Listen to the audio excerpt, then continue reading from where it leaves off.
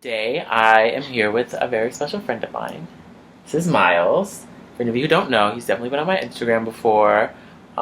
He is one of my closest friends, and I want to do a video with him because he has such great opinions on things and has so much to say about so much. He's a writer. He's a writer. He wrote a children's book called Large Fears. Do you want to talk about Large Fears a little bit? Like what was Large Fears about? Large Fears was basically a book that I made that centers a queer black child, and he wants to go to Mars, and he was scared about going to Mars, so that's what I. Yeah, and it was featured on NPR, BuzzFeed, NBC, St. Huron, Huffington Post, so many things, all over the place. So yeah, and he definitely has, like I said, a lot to say about a lot of things. So I figured we should do a video and talk about some things.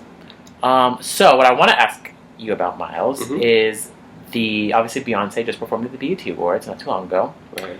So great, so amazing. But I have heard some criticisms of her and her performance in that. So obviously Beyoncé done this whole like Lemonade project, whatever.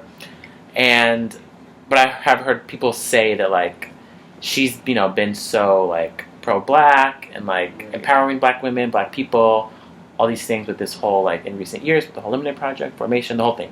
But I have heard criticism of her and the way she chooses to wear her hair, whether it be the color or the style not being her natural hair. Right. I've heard, like, them almost want to, like, discredit her work because of the way her hair is, being blonde and whatnot. And she's obviously a black woman who I don't think has naturally blonde hair. Right. So, what do you feel about those criticisms of Beyonce's hair?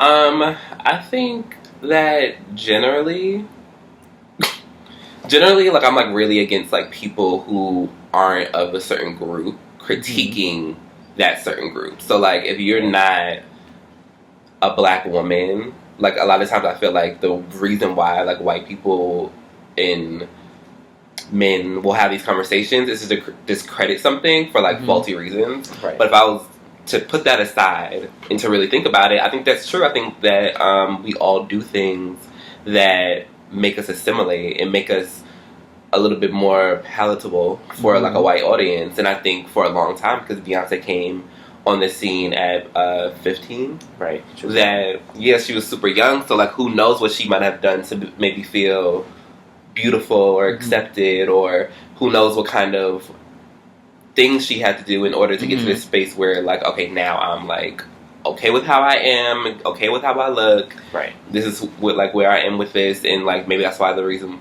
is the reason why we're seeing her do more protective styles and doing more like kind of like traditionally African and black like styles and stuff like that. But and even like I told you earlier, I do think it's something interesting to interrogate that why does Beyonce, or like I said, like not even limiting it to Beyonce, but like what does Beyonce and Laverne Cox and these other women who I think do amazing work, why is it that they wear straight blonde hair? I think that is definitely something to think about, and I think that sometimes you have to think about the many different ways that something functions. So just because it may be appealing to somebody's eyes, like we might look at Beyonce and say, oh, she looks pretty, she looks fine with blonde hair, you know? But that's still like a white supremacist aesthetic. So seeing that is still telling so many different people that how they were born is like not good enough. It's not good enough. So, and I think when you are that visible and have that much power, it's agency to do whatever you want to do with your body, but there's still some real repercussions to that. And I think I'm very interested to see like how she like addresses that, and I think that's why I was excited to see her with the braids and like yeah. I mean, I do think it's interesting because she definitely has since like becoming much more vocal on like these issues. Had different hair, like she never really used to wear her hair like that before. Right. Maybe when she was like in Destiny's Child, she used to wear braids a lot. But now that she's done Lemonade and things like that, she's definitely been seen with like braids a lot more. Not only just like in her downtime, but in the visuals she presents as an artist. So you don't think that she does that discredits what she's doing to empower black people? Oh, because like when I think of Beyonce, when I think of the work and like the kind of words that I like to use are like colonization versus like decolonization. So, excuse me, colonization versus being decolonized. Right. I think that when I think of lemonade, I think of like decolonization. So it's like a process of like going away from like what you've been told is right and what you're being told is beautiful, but it's not like the complete transition into it. So I think there's like going to be hiccups with anybody who's like really trying to decolonize their like work, like, and you can't take that away from somebody. So even if somebody like were to look at my work, and even when I look at my work critically, I look at it and I'm like, oh, his hair is kind of like loose curled. You know what I mean? It was a black boy, but his hair was loose curled, or you know, the artist might have made him lighter than I might have thought about. Or during the Black Boys Love Pink campaign that I did, the two black men, they were also my friends, so like the resources I had were slim, but like the two black men that I had were two light-skinned black men, and those are things that as I'm trying to create decolonized work that I think about and I think critically about, and then I kind of take that information into me doing new things. And I think Beyonce could do the same thing, but that doesn't erase what I did before. Right. And I think a lot of times when people do that, they're just trying to be haters and racist and misogynist. Yeah. Cool. All right. So, how do you prefer Beyonce's hair aesthetically? That's the real question. For me, personally, I love. I'm trying to think.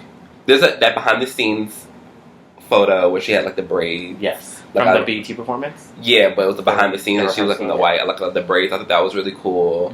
And then I love her with the crown situation. The Sorry video?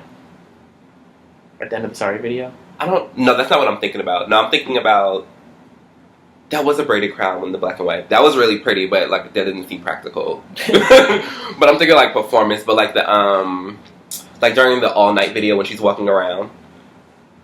Oh, okay. And she has that crown, and then like during the formation video when she's like dancing in like the Renaissance era type of stuff, that like braid crown, I think that's like looks really cool, and I love that, and that's like my favorite Beyonce thing. But like I feel like once she's such an amazing performer that like the hair is just so beside the point when she like opens her mouth and like starts sashaying and singing. Like, sure. I mean, she does incorporate a lot in her performance as far as using that diva fan. Yeah. But I think she looks really pretty as a brunette, so I really like her in Dreamgirls. I think she looks very pretty. But I understand, I remember hearing conversation or interviews with her saying that she didn't want to look like that because she didn't want to confuse people with like, her life is already kind of similar to Dina's, and she didn't want to have like the black hair. And then people like not be able to separate the two. But I think she looks really pretty with dark hair. Right. But I also, contrary to a lot of people, liked her hair in 4. When it was like kind of crazy, like really blonde and like really crazy. Oh, and like it was just like wild. Yeah, like wild. Like I like that too. I like that. I like the work it out moment too, like the whole Foxy Cleopatra. I thought that was interesting. I love that whole moment. But then even when she I have a favorite when she used to perform End of Time and she did it on Good Morning America and she had like that big blonde. That was like really really good. That was a good one. Yeah. Yeah. Cool. Beyonce's hair, the things that really matter. All right. So, like I said, Myles is a writer, and so you should follow him on Twitter because he has great things to say. What is your Twitter handle? House Mother. So you spell it Haus, like the French house, and Mother, MUVA, the gay way. And that's where I am on Instagram and Twitter. Yes, and I'll definitely put his links in the description box. So, yeah, look forward to some more videos from me and Mr. Myles talking about things like Beyonce's hair. Yes. So, yeah, until next time, I'll talk to you all later. Bye.